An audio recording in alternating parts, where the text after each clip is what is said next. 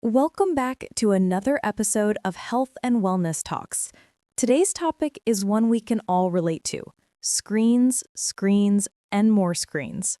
Yep, we're basically cyborgs at this point. Phone in one hand, laptop in front, TV in the background. And don't forget smartwatches buzzing on our wrists.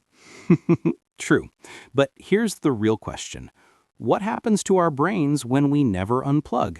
That's where digital detox comes in. Today, we'll talk about why your brain actually needs a break from screens and how to do it without quitting modern life. Let's be honest, screens are amazing. They connect us, educate us, entertain us. But too much of a good thing, not so good.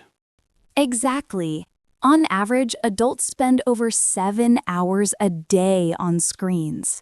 That's almost half of our waking lives. And it messes with the brain's reward system. Every notification gives a dopamine hit. That's why we feel twitchy if we don't check our phones. It's like junk food for the brain, fun in the moment, but draining long-term. Studies show heavy screen time is linked to anxiety, poor sleep, and attention problems. And kids? Even worse. Their developing brains are extra sensitive. So, how do you know when it's time for a digital detox? If you reach for your phone the second you wake up, that's a sign. Or if you scroll aimlessly and suddenly realize an hour disappeared. Or phantom vibrations when you think your phone buzzed, but it didn't. Guilty. Me too. Another sign, difficulty focusing on a book, conversation, or task without wanting to check your phone. If any of this sounds familiar, your brain is waving a white flag. Okay, let's geek out a bit. What's actually happening in the brain? Dopamine, the reward chemical. Every ping or scroll gives us a micro hit. The brain starts craving more, like an addiction. And it rewires pathways. Instead of deep focus, we train ourselves for constant novelty. Which explains why it feels harder to read long articles or sit through a meeting. The prefrontal cortex, the part that helps with decision-making, actually gets fatigued. So screen overload isn't just annoying, it's brain-altering. Now, before people panic, we're not saying smash your phone with a hammer. Please don't. Just small steps. Tip 1. Create screen-free zones. The bedroom is a big one. No phones in bed. That alone can improve sleep quality. Tip 2. Schedule screen breaks. Use the 20-20-20 rule. Every 20 minutes, look at something 20 feet away for 20 seconds. Simple, but it rests your eyes and brain. Tip 3. Turn off non-essential notifications. Do you really need 37 alerts from a shopping app? Probably not. That's part 1 done. Next, we'll dive into sleep, mental health, and how to design a realistic digital detox plan. Stay tuned, after a short break, of course. Let's dig into what screens actually do to the brain. Right. Too much screen time overstimulates the nervous system. The constant notifications keep us in a state of alert. That's why some people say they feel wired but tired. They're exhausted but can't calm down. Studies show excessive screen use raises cortisol levels, which is the stress hormone. Exactly. It can also lead to dopamine imbalances. Every like or notification is a dopamine hit. Which trains the brain to crave more, so you end up scrolling for hours. One of the biggest issues is sleep. Blue light from screens tricks the brain into thinking it's still daytime. Melatonin production drops, so people can't fall asleep easily. And even if they do, the sleep quality is worse. More tossing and turning, less deep sleep. I read that people who look at screens before bed lose about an hour of rest on average. Yeah, and then they wake up groggy, so they need more caffeine, which just makes the cycle worse. A vicious cycle. Now let's talk mental health. Too much screen time is tied to higher rates of anxiety and depression. Social media especially. Comparing yourself constantly to curated lives of others is damaging.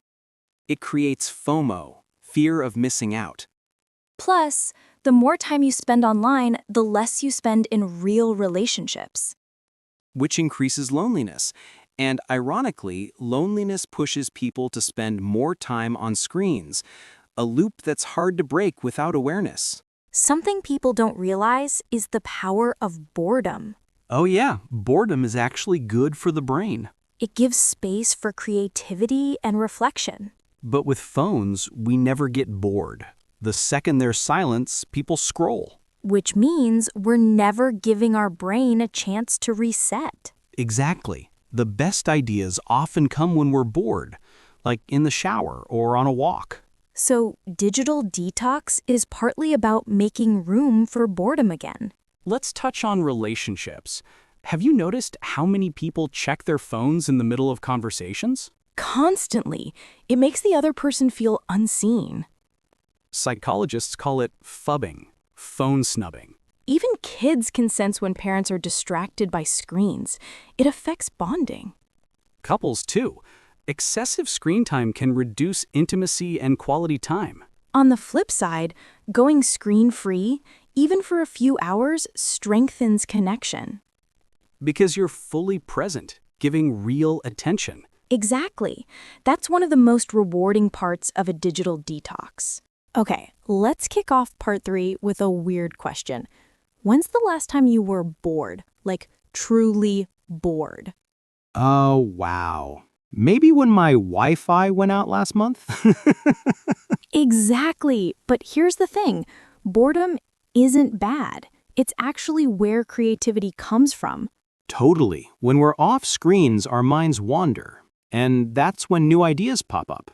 Einstein literally came up with theories while daydreaming.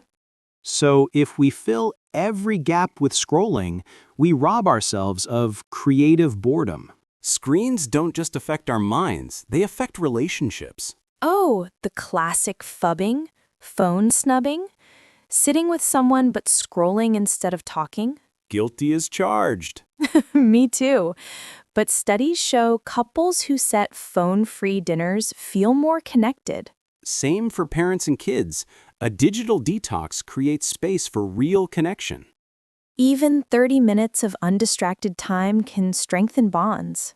Okay, confession time. Have you ever tried a digital detox and failed miserably? Absolutely. Once I declared a no-phone weekend, by Saturday afternoon, I was Googling how to survive a no-phone weekend. That's so relatable. I once put my phone in a drawer and then 5 minutes later opened the drawer just to check the time. The struggle is real. But that's why compassion matters. Digital detox isn't about perfection. It's about progress. You know what helps with detox? Nature. Being outdoors resets the brain. Forest bathing again? Yes! Japanese researchers found cortisol levels drop just from walking among trees. Even city dwellers can benefit. Just 15 minutes in a park boosts mood. And here's a pro tip. Leave your phone at home for short walks. Radical, but freeing. Deep work. When we take breaks from screens, we train our brain to focus again. Exactly. Detox isn't about less productivity, it's about better productivity. And honestly, it feels good to finish one task without 10 interruptions. Amen to that. That's part 3. In our final hour, we'll share long-term detox strategies, practical tools, and how to balance digital life without feeling deprived. And maybe a challenge for our listeners to try. Welcome to the final stretch of our digital detox deep dive. Let's talk about long-term strategies. Yeah, because a weekend detox is great, but how do we build habits that last? One approach is digital minimalism.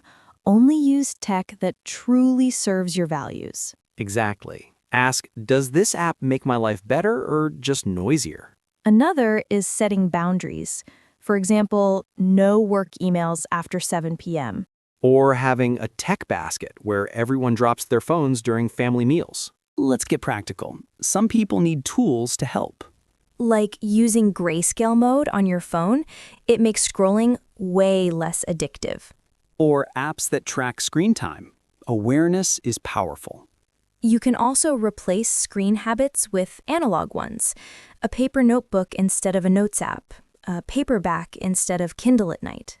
Small swaps that retrain the brain. So here's our challenge for you. Try a 24-hour digital detox this week. No social media, no endless scrolling. Use that time to read, rest, walk, or talk to people in real life. Notice how your brain feels after. And remember, it's not about perfection. It's about balance. Tech should serve you, not control you. Well said. Thank you for listening these podcasts with us, unplugging, ironically, through your speakers. True, but hopefully this inspires you to find calm and clarity away from screens. Until next time, stay present, stay balanced. Bye for now.